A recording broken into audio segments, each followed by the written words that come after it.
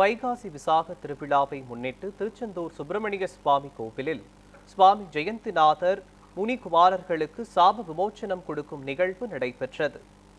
தூத்துக்குடி மாவட்டம் திருச்செந்தூர் சுப்பிரமணிய சுவாமி கோவிலில் வைகாசி விசாக திருவிழா வெகு சிறப்பாக நடைபெற்றது. இந்த விழாவில் பங்கேற்ற ஆயிரக்கணக்கான பக்தர்கள் அலகு குத்தியும் காவடி சுமந்தும் தங்களது நேர்த்திக்கடனை செலுத்தினர். விழாவின் முக்கிய நிகழ்வாக சுவாமி ஜெயந்திநாதர் முனிகுமாரர்களுக்கு சாப விமோச்சனம் கொடுக்கும் நிகழ்வு நடைபெற்றது.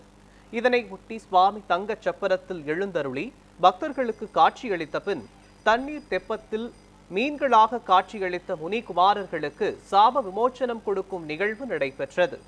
இந்நிகழ்ச்சியில் திரளான பக்தர்கள் கலந்து கொண்டு சுவாமி தரிசனம் செய்தனர்.